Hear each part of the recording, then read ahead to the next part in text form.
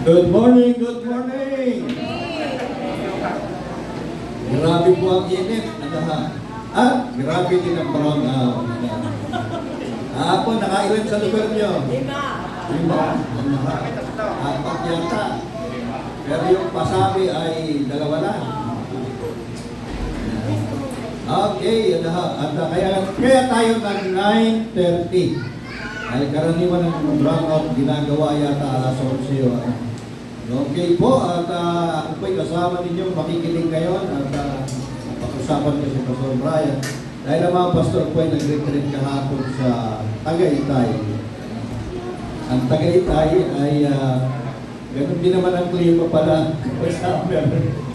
Wala ka naman nararamdaman ng lamig. Para ka rin nandito sa Bataan. Okay mga kapatid, tawagin ko po si Pastor Brian para sa ating Word of God at pagsasabi. Alakpakan natin ng Lord.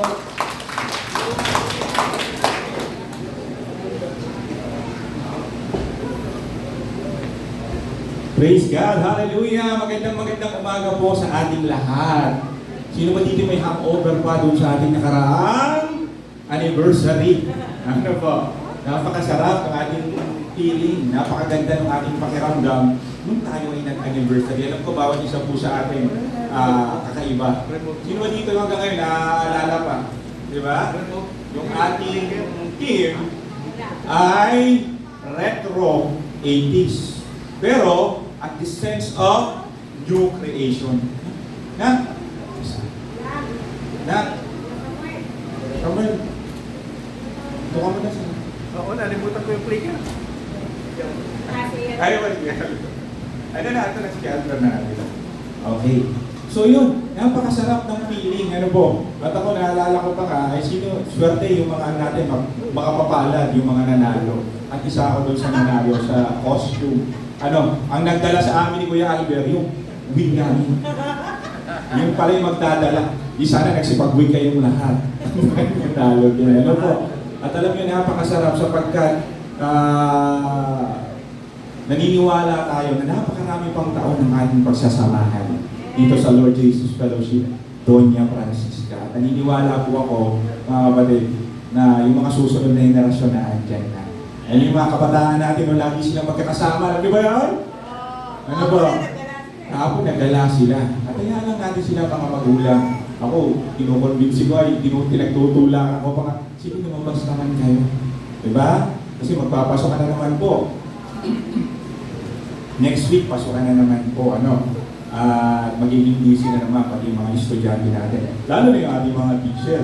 Dahil halos kabuuan yata dito sa atin sa LGF Doña is mga teacher. Ano po? Pero, ganun pa man, nandito pa rin tayo sapagkat alam natin na napakabuti ng ating Diyos. Amen po? Hallelujah. Ito yung message natin ngayong umagang ito. Okay? Pagpapatuloy lang din natin yung abundance in wisdom. Okay? Dahil napakaraming pong mensahe na mabubuo kapag wisdom yung pinag-uusapan po natin. Amen? Okay? Kaya, ito yung aking title.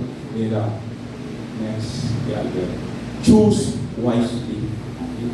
Marami sa atin, minsan, sinasabi natin, pag pumipili tayo ng isang bagay, sabi natin, o kaya may gagawin tayo, sabi natin, marami sa atin nagsasabi, sige na, bahala na si Batman.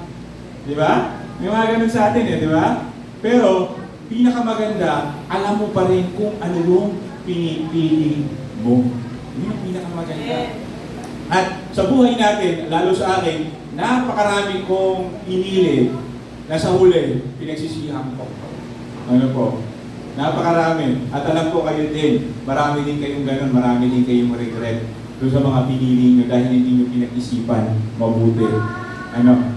At yun na rin, ganun din yung aking ganun din yung aking motto. Bahala na si Batman, bahala na bukas, bahala na kung ano yung mangyayari.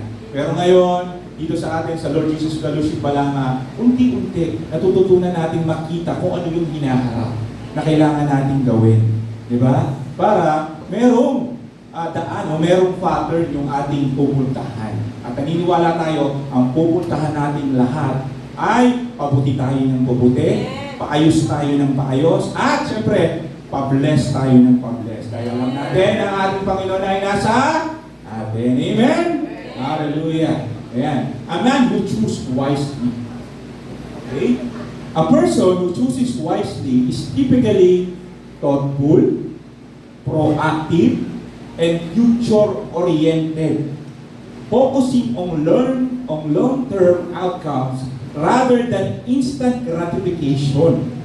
They are intentional about where they invest their time, energy, and relationship, aiming for growth and peace over chaos. Yan daw po yung tao na tumitingin, na pumipili ng tama o pumipili ng may karunungan. Kauna-unahan, siyempre, ayan, thoughtful. Pag sinabi natin thoughtful, ano ba yung thoughtful? Di ba? Maalalahanin. Yung tao daw na pumipili ng may karunungan, maalalahanin. Okay? Sabi yan ni Google AI. Kay Google AI ko muna po kaya. Ano ba? Then, proactive. Ano ba yung proactive sa Tagalog? Ayan, next nga ba yan? Ayan. Proactive, maagap. Ano po? Maagap yung meaning niya. At yung tao daw na merong tamang pagpili, maagap siya. Okay? Nakikita niya na kagad yung mangyayari. Alam niyo po, doon sa amin bago pa, nung babakuran kami, nung nabakuran kami, nung katabi namin, crispy, doon sa amin, nakita ko na kagad yung mangyayari. Doon sa aming daan. Ano po? Na kapag ka hindi ko inayos, hindi ko ginawa ng paraan o solusyon, yung daan namin doon, sigurado lahat ng tubig na galing kalsada pasok sa amin. At lahat ng baha nasa amin na pupunta. Dahil wala na po yung lalabasan. Every time na umuulan sa amin, magugulat kayo, sumisipol din sa ilalim. Sumisipol din sa ilalim. Hindi siya gumadaan sa kalsada, gumadaan siya sa ilalim ng lupa. So ngayon, na naman, magkakaroon na naman tayo na tag-ulan. Pagdating ng Hunyo, Hulyo, na naman, at mararanasan na naman natin yung mga bagay na yan. Pero, doon pa lang, nakita ko na kagad na kapag hindi ko na inayos yung daan namin, sigurado, lahat ng tubig galing kalsada, doon ang pagsa. Dahil yung lugar namin, catch basis pag ano. Di ba?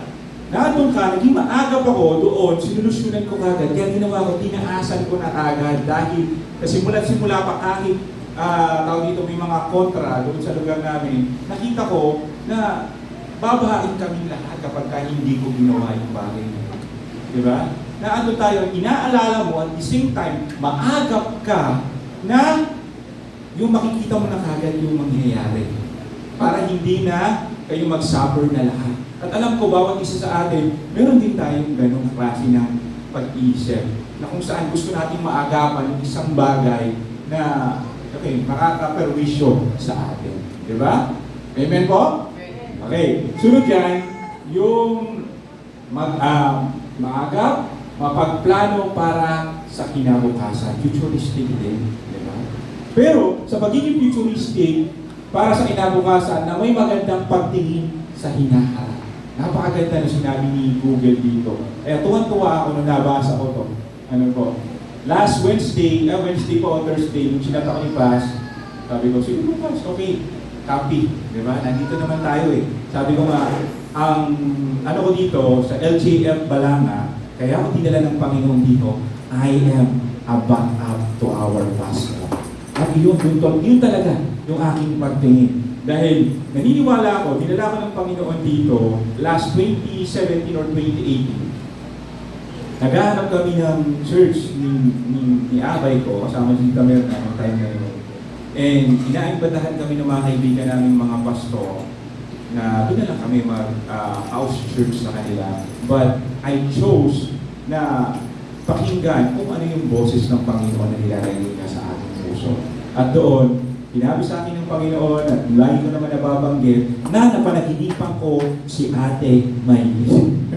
Yun yung dahilan kung bakit kami napunta rito. Napanaginipan ko si Ate Maylin na dadaan sa malaking baha at doon nagulat ako, pwede mo ba akong pasanin papunta doon sa school ng Pablo Roman? At iyon, alam ko na yung mga ibig sabihin ng mga bagay na yun. At doon, yun, hanggang ngayon, nandito pa rin tayo. Dito tayo dinala ng Panginoon. Dahil alam ko yung aking work sa lugar na ito. Amen? At alam ko, bawat isa sa atin, may tinalagang ministry sa atin ng Panginoon. Sa mga kabataan, meron. May mga leader, may tatayo dyan. Sa ating mga magulang, sa mga kananayan, sa mga katatayan.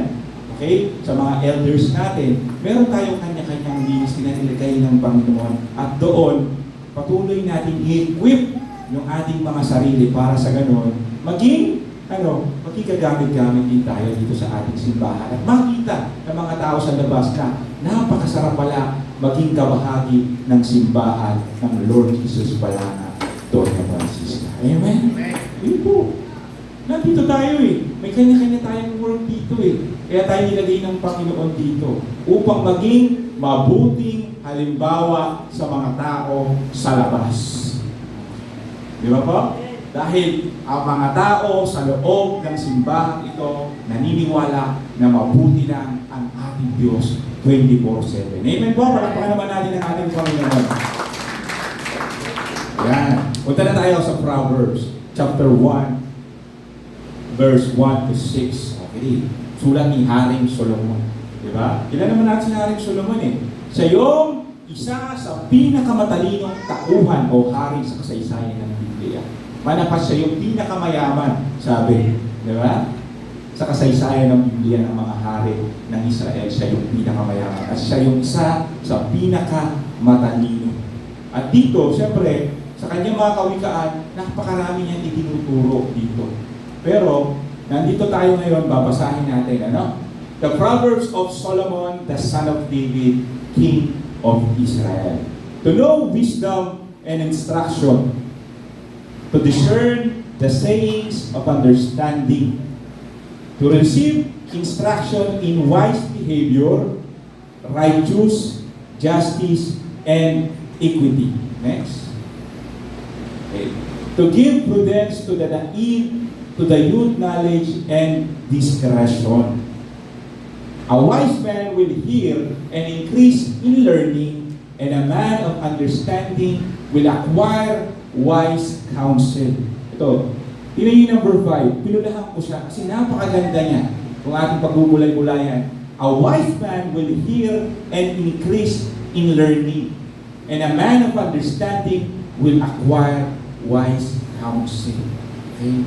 Sa atin, bilang mga pumipili ng mga tamang mensahe, di ba? Kahit sino naman po yung tumayo dito sa atin eh. Pero alam na natin ngayon, salain, yung dapat nating pakinggan o dapat nating isapuso. Yun ang kagandahan sa atin. Kaya kahit na may malimbay tayo na ibang mga pastors or mga teacher, ministers dito, alam na natin kung ano yung dapat nating pakinggan o salain. Alam na natin na ang biyaya ng Diyos ay sobra-sobra sa ating lahat. Amen? Alam na natin na ang Diyos sa buhay natin, mabuti lang siya 24/7. Alam na rin natin na ang Diyos, maganda lang yung plano sa iyo, sa iyong anak, at sa iyong buong pamilya. Amen po? Hallelujah. Sige. Ayan, punta tayo. Ang kawikaan ni Solomon, usahin natin sa Tagalog. By the way, siya nga pala, nagbabasa pa kayo ng Biblia? Okay. Sino pa ba dito yung nagbabasa ng Biblia? Naalala ko yung teachings ni Pastor Rene bago tayo mag-anniversary. Okay? Napakarami po natin Bible yan. Okay? Tayo po yung distributor ng Bible sa buong Pilipinas. Kung nakakalimutan niyo pong magbasa, doon po tayo makakakuha ng marami pang wisdom na Biblia. Dahil alam natin sa salita ng Diyos, araw-araw to fresh para sa atin. Basahin natin sa Tagalog para saan natin maunawaan. Kasi naalala ko doon sa nagkaroon kami ng seminar dito, mga public, mga speakers, musicians. Ano pangalan ng class? Yung ano natin na yun? Yung seminar dito last Saturday. Public speaking. Public speaking seminar. Okay? Naandito yung mga kapatid natin from different LCR family, different churches. nandito nagkaroon kami ng seminar. At sabi nga ng isang elders natin, na preacher din, o ano ba siya ni Pastor Henry yata, na isa rin yata siya sa mga elders nila na nagtuturo din. Sabi niya, mga pastor, pwede po ba? Sabi, binigyan niya kami ganito. Pwede po ba na kapag ka magtuturo po kayo, huwag po puro English. Tagalogin niyo naman po. Ano po? Naalala ko po yun kasi hindi naman po lahat ng mga nakikinig sa atin ay magagaling at nakakaunawa ng English.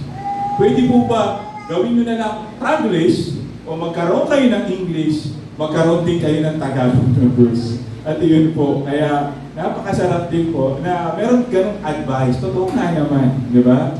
Although the Holy Spirit will guide us in all truth, siyempre meron pa rin mga nakikinig sa atin, mga kabataan, mga bago, kasimbahan na hindi pa gano'n kaunawa pagdating sa mga Word of God, especially pagka-English yung ating binabasa. Kaya sabi, Tagalogin nyo naman daw po naalala ko. At, ayan, basahin po natin. Ang kawikaan ni Solomon na anak ni David, hari ng Israel, upang umalam sa karunungan at turo, upang bulayin ang mga salita ng pagkaunawa, upang tumanggap ng turo sa matalinong paggawa sa katwiran at kahatulan at karampatan. Masyadong malalim nga lang kung napili kong Tagalog na to. Okay. Parang 1905 pa to eh. 1905 version ng Tagalog. Okay. Upang magbigay ng katalituhan sa musmos na kaalaman at pagpapasya sa mga kabataan. Ito mga young people natin. Okay? Tinuturuan tayo ni Haring Solomon na sa ganon, kumuha tayo ng mga payo o ng mga aral sa mga lingkod ng Diyos o sa mga elders natin. Sapagkat sila ay marami ng karanasan. Okay? Siyempre, habang tumatanda tayo, nagmamature tayo, dumadami yung ating mga knowledge, idea, mga input na nakukuha po natin. Siyempre, yung mga past mistake natin, pwede natin masabi sa mga anak natin. Pwede natin masabi sa mga young people natin. O na, dyan ako sumablay. At ito yung masakit na bahagi na kapag ginawa mo yan, sasabihin ko na sa iyo. Siyempre, yung mga magiging aware na sila dun sa kanilang gagawin. Diba? Sa mga young people natin, siyempre, una, wala mo na mga boyfriend. Diba? Aral muna. Pagkatapos, pwede naman na. Okay? Pero kung may boyfriend na, okay lang. No problem. Basta ang halaga, you know your boundaries sa mga young people natin. Diba?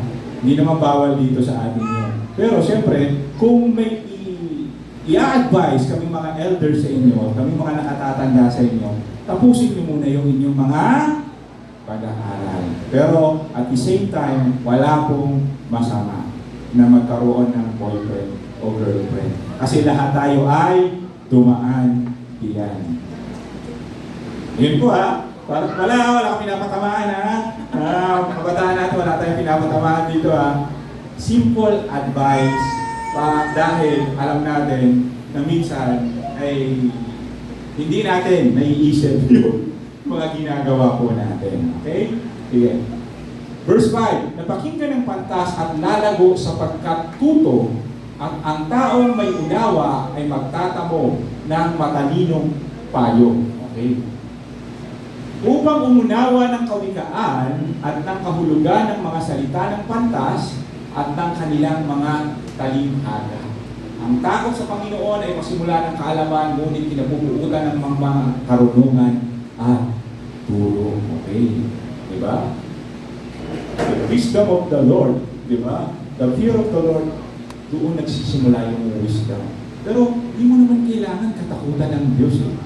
Nasabi lang to ni Haring Solomon sapagkat dito ipinapakita niya lang na kapag meron kang respeto, meron kang tawag ko isang term sa takot na hindi naman dapat takot pagpapahalaga doon sa mga aral at turo ng ating Panginoon.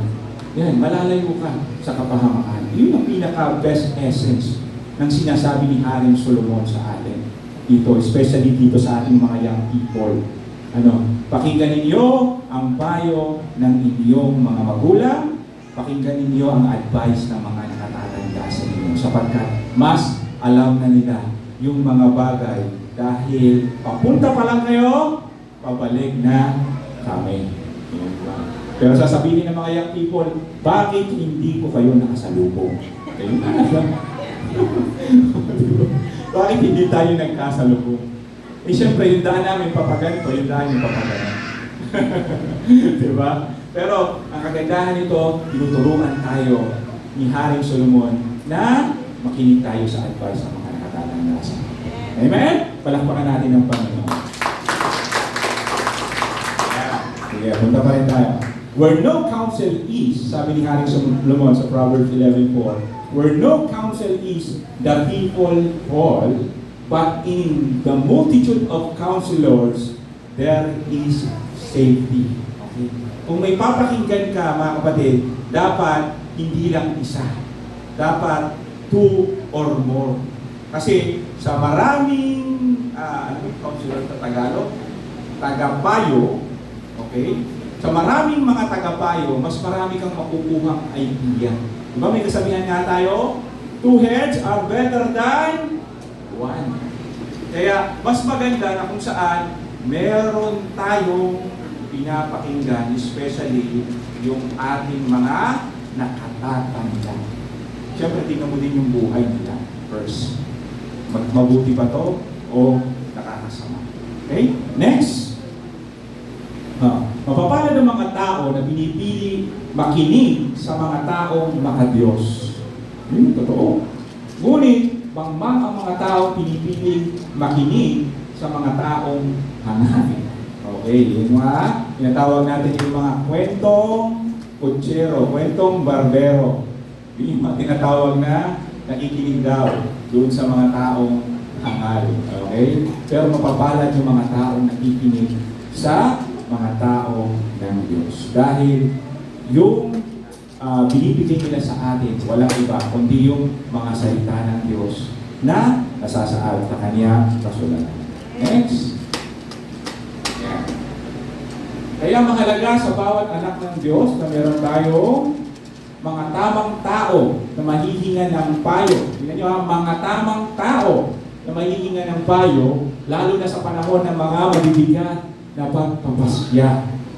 Sa para makarin tayo ng magagandang ideya na ating pwedeng pagpilian. Yun ang kagandahan, mga kapatid. Kapag meron tayong two or more na mga pinapakinggan, tayo dito sa atin, sa Lord Jesus Fellowship pa lang meron tayong dakilang tagapayo natin, siyempre yung ating pastor. Diba? Diba? Nandiyan pa yung mga elders natin, sila Lola Linda, sila Kuya Boyet, yung mga nakatatanda natin. Diba? Sila yung ating mga naiingan ng payo. Diba? Si Ate Aleli, nandiyan pa, si Kuya Pablin. Okay, sila nanay, yung mga matatanda natin, yung mga elders natin, kasi punong-puno na sila ng karanasan. Kaya bakit ko po siya nasabi yun? Punong-puno na sila ng karanasan sa buhay. Marami na silang mga pinagdaanan. At bago pa pagdaanan, bago pa makita yun, nadaanan nila yun. Alam na nila yung mangyayari. Kaya yun yung pinakamahalaga na matutunan ng bawat isa po sa atin. Na makita natin yung hinaharap bago pa mangyari. Para sa ganon, makaiwas tayo sa disappointment sa buhay. Di ba? Di ba po? Palakpakan naman natin ang Panginoon. Ito tayo sa istorya ni Joseph. In Genesis chapter 40-41, si Joseph the dreamer. Paboritong-paborito ko po siya actually. Siya yung isa sa tauhan sa Biblia, siya po yung aking pinaka-paborito. Bakit po? Ano po? Kasi sa istorya niya, lahat siguro na masasakit na patidadaanan, pinagdaanan niya na. Di ba? Una, binenta siya ng mga kapatid niya. Pangalawa, pinagtangkaan din siyang patayin. Pangatlo, napunta siya ng Egypto, naging alipin siya. Pang-apat, ano nangyari? Pinaratangan din siya. Nandun na siya, paangat na siya, pinaratangan naman siya ng asawa ni Potiphar, pinakulong siya. Pero, at kahit anong kanyang pinagdaanan, nanatili yung kaniyang pagtingin na yung inilagay ng Diyos sa kaniyang puso na isang araw itataas siya ng Panginoon. Isang araw darating ang panahon na pagpapalain at titingalain siya dahil sa nilagay ng Diyos sa kaniyang puso, hindi niya yun binitawan. Okay?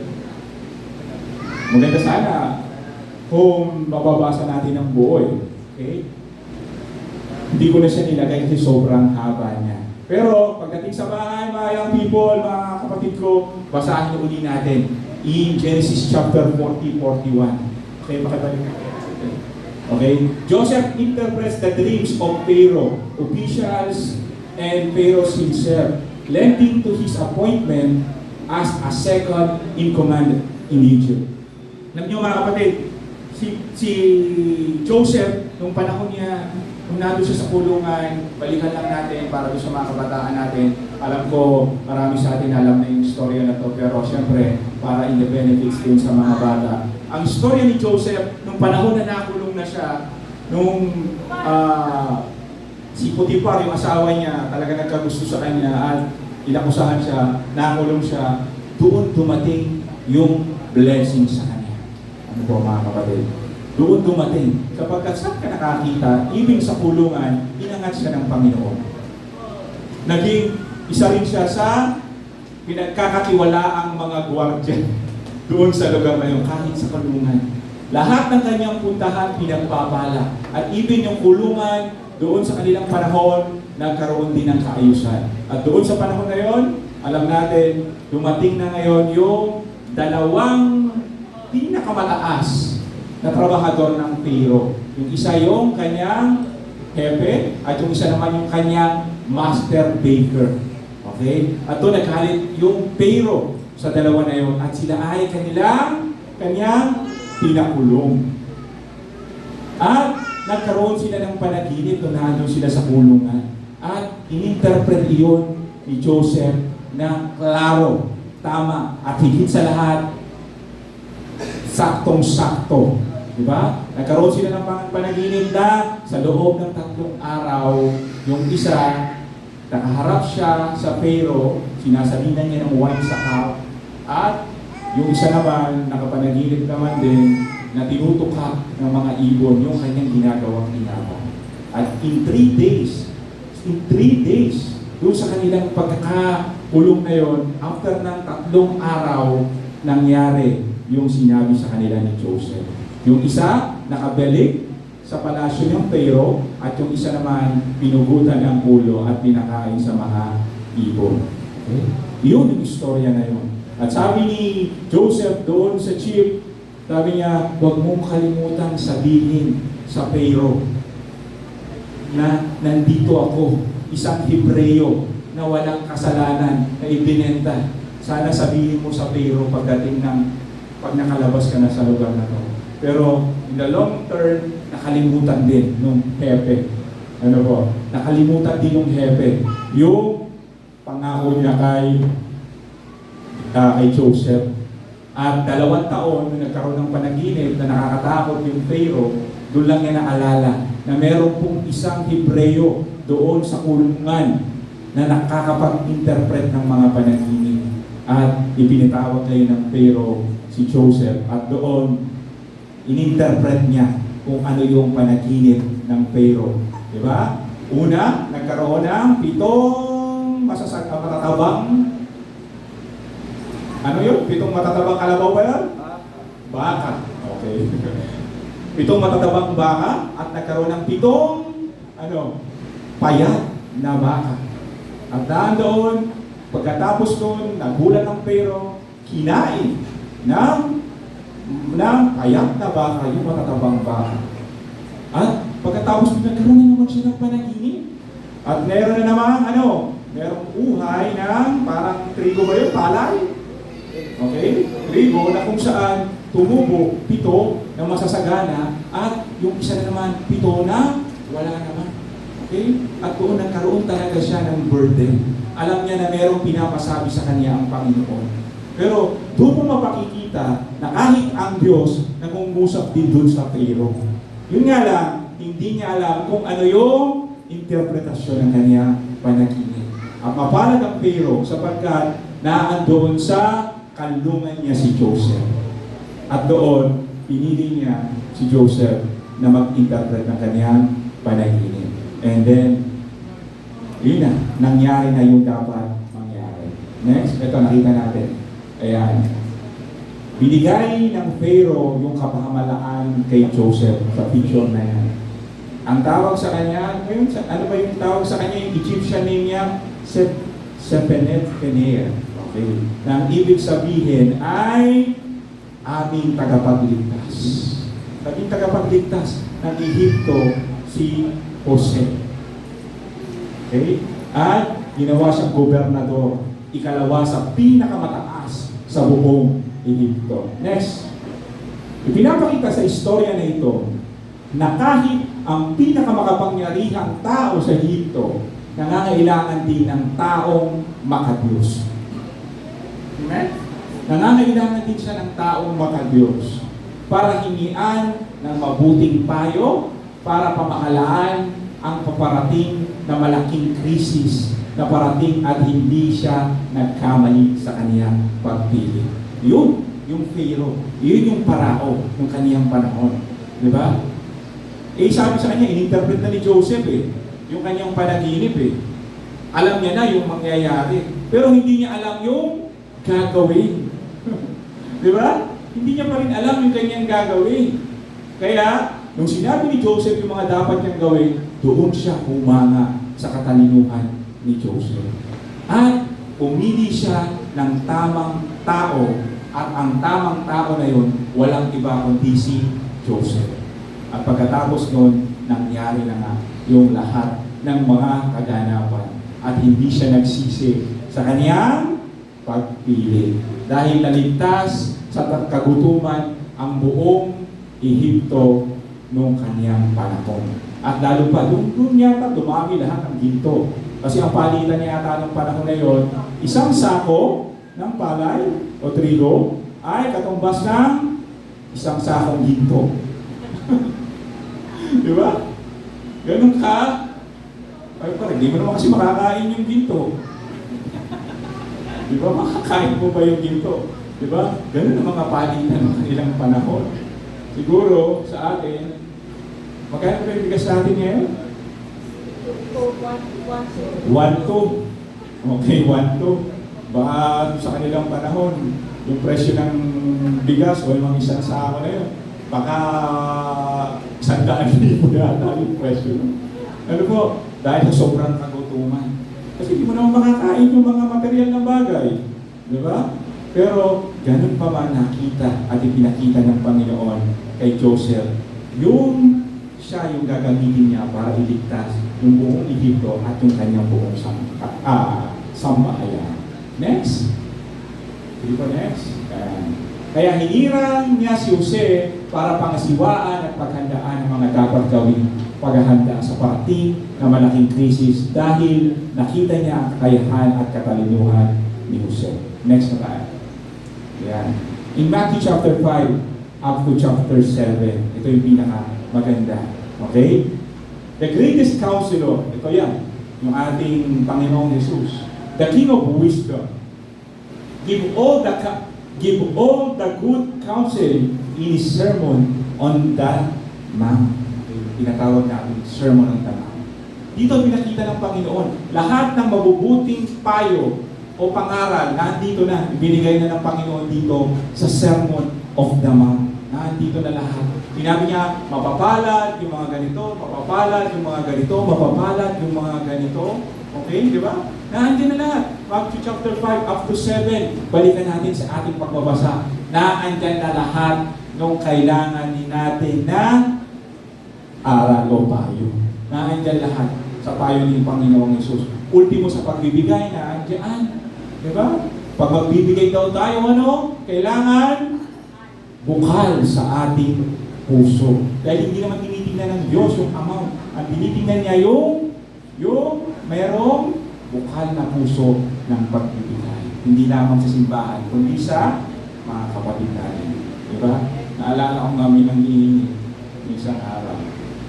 Kasi sa amin, merong merong tagasingin doon sa amin sa patay. Magugulat ka, kada sisingilin niya, meron na siyang cut doon sa kanyang sinisingil. Ano po? Meron na siyang cut doon sa kanyang sinisingil. At bawat mga tao, minsan, maawa ka sa kanya din dahil doon na din yung inukuha niya na parang meron siyang pangkain. Okay, mag-aano na siya, mag-volunteer siya na siya maniningil ng mga ano sa patay. Pero, kung titignan mo, may pagka-wise din siya.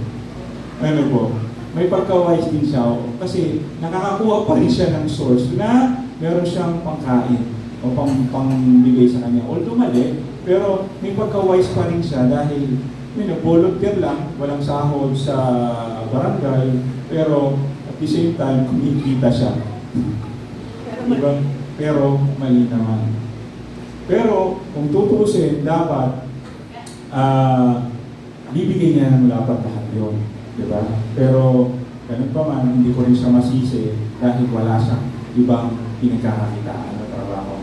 Sometimes kung magbibigay daw tayo, kung may sama tayo ng loob, huwag ka na magbigay. Diba? Huwag ka na magbigay para hindi ka na lang makapagsalita ng masasakit. Kung magbibigay ka naman, magbigay ka ng merong magandang kalooban o merong magandang pagtingin na makakatulong ito doon sa mga namatayan. Doon sa amin kasi uso yun. Diba? Minsan nga kahit hindi na namin kabarangay pinapaningil pa eh. Hindi. Kahit hindi namin kabarangay, minsan pinapaningil pa. Pero hindi ko siya masisi. Ano po? Hindi ko talaga siya magbibigay ka na lang para sa ganun. Kahit tulong na rin sa kanya, parang tulong na lang din sa kanya. Ganun na lang yung nangyayari. At alam naman din yun ng mga kabarangay namin na ganun yung kanyang gawain. Pero nagbibigay pa rin. Dahil alam naman namin na wala talagang pinagkakakitaan yung tao ngayon. Pero ganun pa man, sana na dumating sa panahon na maisip niya rin at makapakita rin siya ng magandang pagkakakitaan niya para umalay na siya doon sa tao. Ano po? Okay. Yan. Ang talaga na na tayo sa Matthew chapter 5, 28. Sa Matthew chapter 5, to chapter 7, ang pinakatumatak sa akin sa lahat, ito, okay, yung verse na to. Okay? Matthew chapter 5, verse 28 to 30. Tatapwat sinasabi ko sa inyo na ang bawat tumingin sa isang babae at taglay ang masamang hangad ay nagkasala na ng pangangalunya sa kanyang puso. At kung ang kanang mata mo naman, kung kanang mata mo ang nagkakatisod sa iyo, tukutin mo ito at itapon, sapagkat may mapapakinabangan ka pa na mawala ang isang sangkap ng iyong katawan at huwag ang buong katawan mo ay mabulit sa impyerno. Next. At kung ang kanang kamay mo naman daw ang nakakatisod sa iyo, putulin mo ito at iyong itapon, sapagkat may mapapakinabangan ka pa na mawala isa sa mga sangkap na iyong katawan at huwag ang buong katawan mo ay nasa impyerno. Doon sa Matthew chapter 5 up to chapter 7, ito yung pinakatumatak sa akin. Mga kapatid? Hindi dahil natatakot ako dito. Dahil iba yung kahulugan na in-interpret sa atin dito. Sa chapter na ito. Diba? Sa kanilang panahon, kaya Bernes, ito ay isang idiomatikong salita noong kapanahunan ng Panginoong Jesucristo. Idiomatiko siya. At yung mga tao doon sa kanilang, at ang karamihan na nakikinig sa kanya ng panahong iyon ay alam ang ibig sabihin ng kaniyang sinasabi. Okay? Na binigyan ng literal na interpretasyon sa ating panahon. Nung panahon ng Panginoong Jesucristo, alam nila yung ibig sabihin ng idiomatikong salita na ito. Na kapag kayo mata mo, yung kamay mo, at kung anumang parte ng katawan mo ang sanhi ng pagkakasala mo, putulin mo ito at itapon. Ang ibig sabihin doon, ito mga kapatid. Yeah. Ang ibig sabihin nito, tukutin mo yung kanang mata, putulin mo ang kanang kamay upang hindi ang buong katawan mo ay maitapon sa impyerno sa kanilang panahon, kultura at salita, ay huwag kang gagawa o magsasalita ng isang bagay na hindi mo pinag-iisipan para hindi mo pagsisihan. Yun po. Yun lamang po. Ganun kasimple lamang yung ibig sabihin nun nung kanilang panahon. Na huwag kang gagawa o magsasalita ng isang bagay na hindi mo pinag-iisipan para hindi mo pagsisihan. Noon, takot na takot ako doon sa verse na yun. Good news pa ba yung verse na yun? Diba? Eh lahat naman tayo nagkakamali. Lahat tayo minsan nakakatuloy tayo ng may pagnanasa. Pero yun lang pala, ganun lang pala siya kasimple noong panahon na yun. Alam nila, alam ng mga nakikinig sa kanya ng kanyang panahon. Don't do or say things that you will regret. Na hindi mo pinag-iisipan. Sapagkat masakit, siyempre, madi-disappoint ka. Di ba? Kapag hindi mo pinag-isipan yung isang bagay, nagawa mo, at sumablay, nadi-disappoint ka. Nagkakaroon ka ng pagsisisi, nagkakaroon ka ng self-pity pa nga kung minsan eh, bakit ko ba nagawa ito? Ano ba, Diyos ko? Nagkamali ako. Di ba may mga ganun tayo? Pero at the same time, isa to sa mga payo ng Panginoon na tumatak sa akin nung naunawaan ko na ito. Di ba? Ngayon, kailangan first, bago mo gawin yung isang bagay, pag-isipan mo munang mabuti. Di ba? Walang iba, may sa panahon ng social media, di ba? Marami sa ating comment lang ng comment. Di ba? May nag-post na isa, comment dito. Okay? Yung isang artista, alam na lahat. Di ba? Nandiyan, bawal yung ganito. Sinasabi ng Panginoon sa ganito, bawal yung ganito. Pero, di ba, yun. Akala niya siguro, yun yung kahulugan. At doon, sa katutak yung kanyang basher, after now.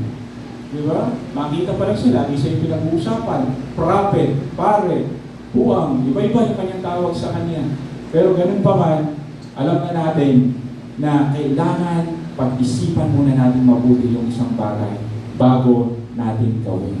We need to choose what we do or what we say.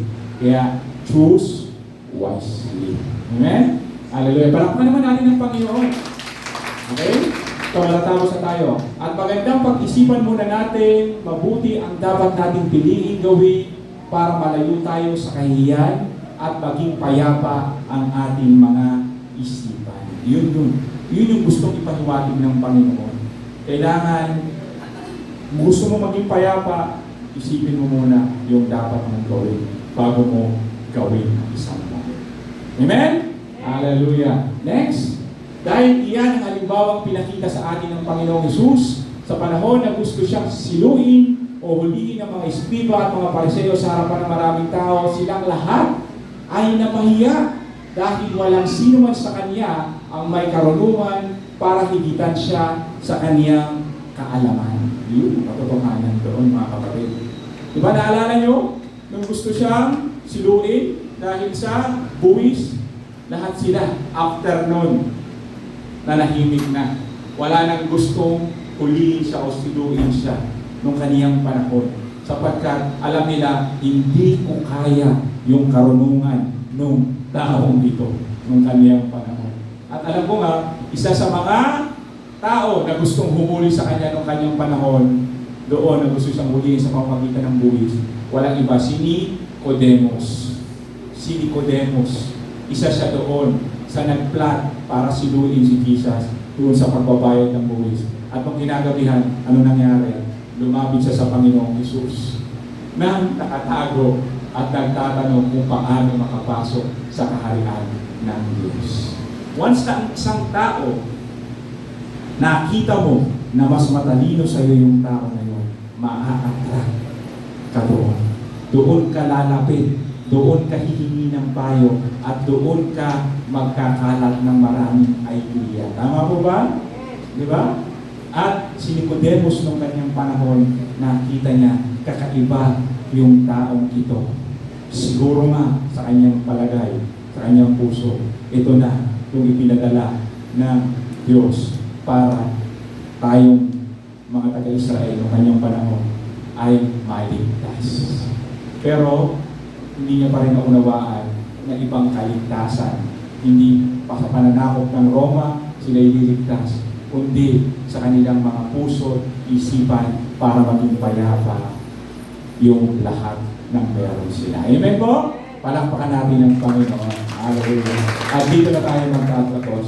Bilang mga anak ng Diyos, matuto tayong pumili ng may karunungan at naaayon sa patnubay ng salita ng Diyos sa turo at aral at kabutihan ng ating Panginoong Heso Kristo. Palakpakan po natin ang Panginoon. Hallelujah. Sige po na po tayo tumayo na. Panalangin. Hallelujah. Aming Panginoong Heso Kristo, salamat sa aral na ito. Salamat, Panginoon, tinuturuan mo kami kung paano pumili ng tama pagpapasya.